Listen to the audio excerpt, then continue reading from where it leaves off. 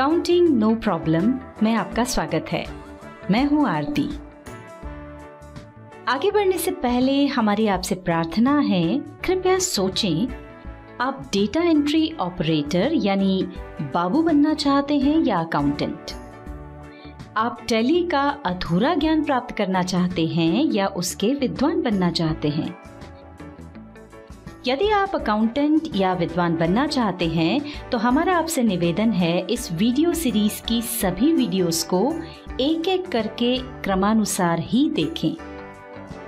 Videos को क्रमानुसार देखने के दो तरीके हैं। पहला है हमारी वेबसाइट द्वारा और दूसरा हमारे YouTube चैनल की प्लेलिस्ट द्वारा। टैली के इस वीडियो सीरीज के आज के अध्याय में हम आपको बताएंगे कि किसी भी ट्रांजैक्शन को देखकर कैसे पहचाने कि उसे टैली में किस वाउचर में रिकॉर्ड करना है। इसके पहले की दो वीडियोस में हमने आपको सोर्स डॉक्यूमेंट्स और टैली में अकाउंटिंग वाउचर्स क्या हैं और उनके उपयोग के बारे में बताया था। आज हम उसी आधार पर आगे प्रैक्टिस करने जा रहे हैं। हमने आपको मैनुअल अकाउंटिंग की प्रोसेस के बीच जर्नल के बारे में बताया था और वहां कुछ ट्रांजैक्शंस भी बताए थे।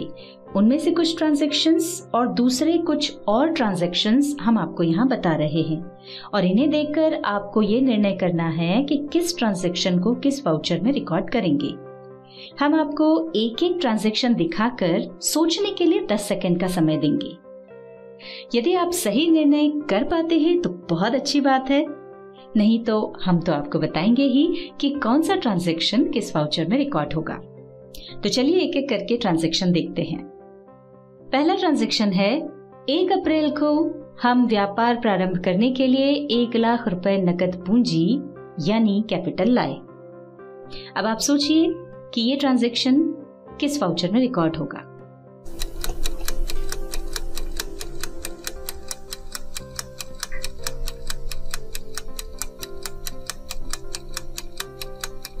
चलिए अब हम आपको बताते हैं।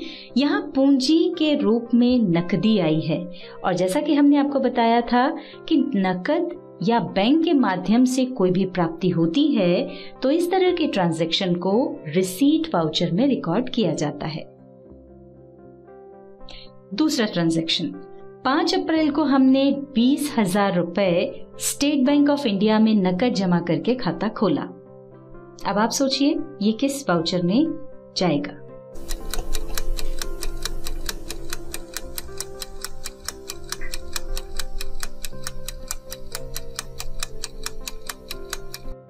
अब हम आपको बताते हैं, इस ट्रांजैक्शन में नकद रुपए बैंक में जमा किए गए हैं और जैसा कि हमने आपको बताया था, कैश अकाउंट से बैंक अकाउंट में या बैंक अकाउंट से कैश अकाउंट में रुपया आता या जाता है तो इस तरह की ट्रांजैक्शन को कॉन्ट्रा वाउचर में रिकॉर्ड किया जाता है।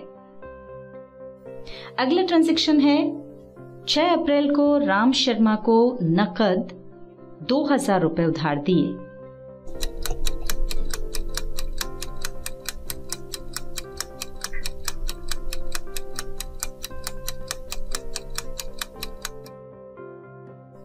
यहाँ हमने राम शर्मा को नकद रुपया दिया है और जैसा कि हमने आपको बताया था, नकदी या बैंक के माध्यम से कोई भी पेमेंट किया जाता है तो इस तरह के ट्रांजैक्शन को पेमेंट वाउचर में रिकॉर्ड किया जाता है। अगला ट्रांजैक्शन है 6 अप्रैल को व्यापार के लिए 51,000 का माल नकद खरीदा।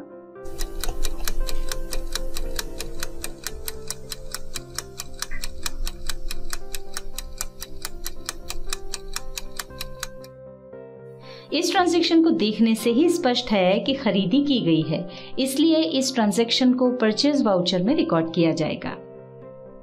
नेक्स्ट ट्रांजैक्शन, 6 अप्रैल को हमने जो माल खरीदा था उसका गाड़ी भाड़ा 100 रुपए नकद दिया।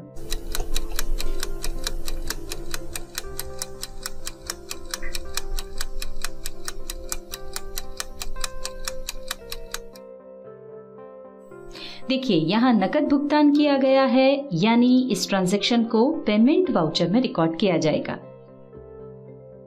अगला ट्रांजैक्शन है, हमने जो माल खरीदा था उसे 7 अप्रैल को 75,000 रुपए में नकद बेच दिया।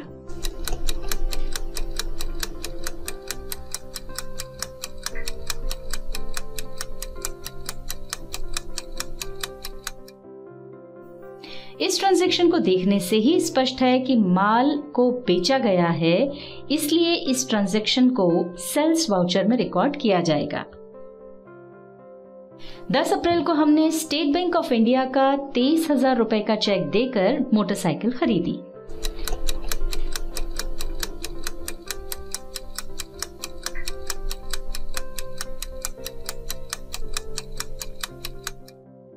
अब यहाँ पर मोटरसाइकिल खरीदने के लिए बैंक से भुगतान किया गया है, इसलिए इस ट्रांजैक्शन को पेमेंट वाउचर में रिकॉर्ड किया जाएगा। अगला ट्रांजैक्शन है 1 मई को हमने मोहन को अप्रैल माह की तनख्वाह 5,000 रुपए स्टेट बैंक ऑफ इंडिया के चेक से दी।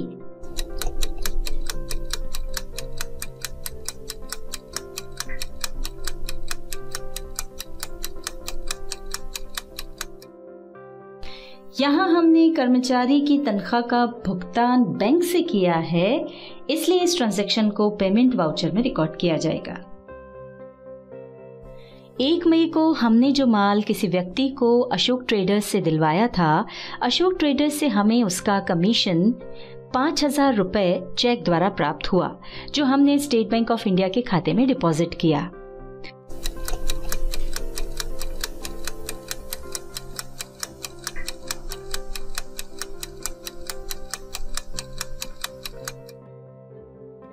देखिए, यहाँ हमें चेक के माध्यम से कमीशन प्राप्त हुआ है, मतलब हमें प्राप्ति हुई है, इसलिए इस ट्रांजैक्शन को रिसीट वाउचर में रिकॉर्ड किया जाएगा।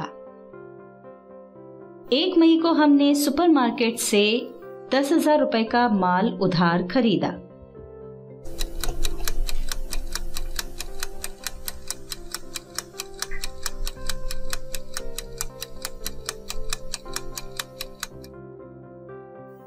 इस ट्रांजैक्शन को भी देखने से स्पष्ट है कि खरीदी की गई है, इसलिए इस ट्रांजैक्शन को परचेज वाउचर में रिकॉर्ड किया जाएगा। नेक्स्ट ट्रांजैक्शन देखते हैं। 3 मई को हमने सुपरमार्केट से जो माल खरीदा था, उसे मोहन ट्रेडर्स को 15,000 रुपए में बेच दिया।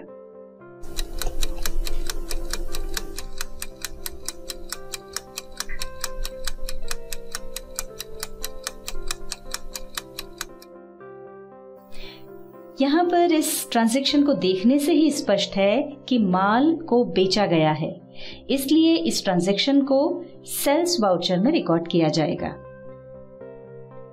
अगला ट्रांजैक्शन, हमने 15,000 रुपए का जो माल मोहन ट्रेडर्स को बेचा था, वो खराब होने से मोहन ट्रेडर्स ने हमें 5 मई को वो माल वापस कर दिया।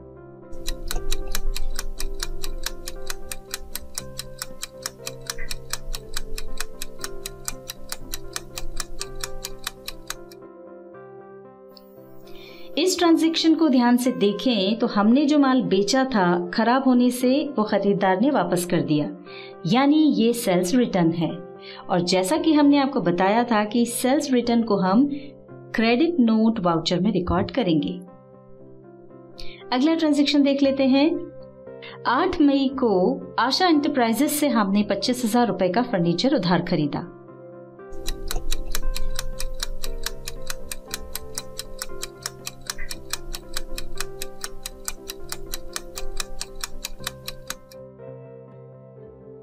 इस ट्रांजैक्शन में उधार फर्नीचर खरीदा गया है, यानी खरीद तो हुई है, पर ये खरीद फिक्स्ड असेट्स की है।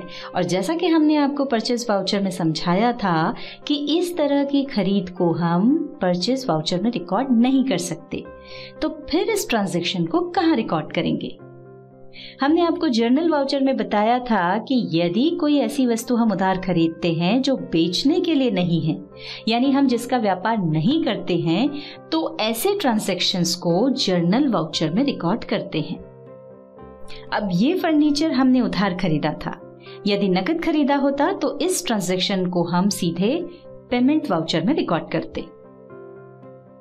अब है अगला ट्रांजैक्शन। 8 मई को मोहन ट्रेडर्स से हमें जो माल वापस आया है, उसे हमने सुपरमार्केट से 10,000 रुपए में खरीदा था। उस माल को हमने वापस सुपरमार्केट को भेज दिया।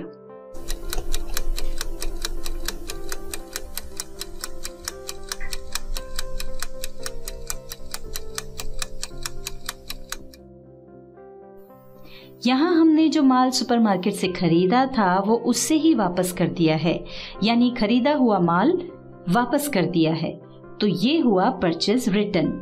और जैसा कि हमने आपको बताया ही था कि परचेज रिटर्न को हम डेबिट नोट वाउचर में रिकॉर्ड करते हैं।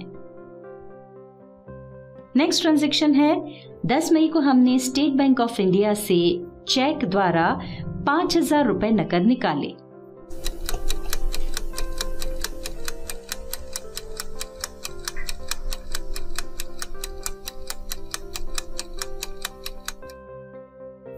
इस ट्रांजैक्शन में बैंक से नकद रुपया निकाला गया है और जैसा कि हम आपको बता चुके हैं, कैश अकाउंट से बैंक अकाउंट में या बैंक अकाउंट से कैश अकाउंट में रुपया आता या जाता है, तो इस तरह का ट्रांजैक्शन कॉन्ट्रा वाउचर में रिकॉर्ड किया जाता है।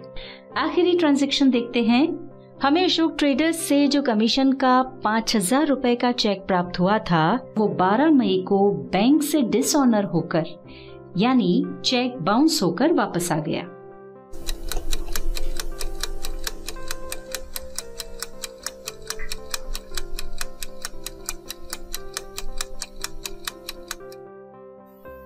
यहाँ इस ट्रांजैक्शन में चेक डिसऑनर हो गया है। अब आप सोचें कि इस ट्रांजैक्शन को हम कौन से अकाउंटिंग वाउचर में रिकॉर्ड कर सकते हैं। ना तो ये पेमेंट है, ना रिसीट है, ना खरीद है और ना ही विक्रय। तो यहाँ ध्यान दें, हमने आपको बताया था कि ऐसे ट्रांजैक्शन जो किसी वाउचर में रिकॉर्ड नहीं हो पाते हैं, उन्हें जर्नल वाउचर में रिकॉर्ड किया जाता है। तो ये ट्रांजैक्शन रिकॉर्ड होगा जर्नल वाउचर में। इस वीडियो में हमने ट्रांजैक्शन कैसे पहचानते हैं ये सीखा। अगली वीडियो में हम आपको कंपनी फीचर्स जिसकी शॉर्टकट की F11 है और कॉन्फ़िगरेशन जिसकी शॉर्टकट की F12 है के बारे में बताएंगे। इन दोनों के बारे में समझना अति आवश्यक है क्योंकि टैली में काम करते समय हमें बार बार इनकी मदद लेनी होती है और इसके बाद हम टैली में ट्रांजैक्शन रिकॉर्ड करना शुरू करेंगे। आपकी सुविधा के लिए हमने नीचे डिस्क्रिप्शन में एक PDF दिया है।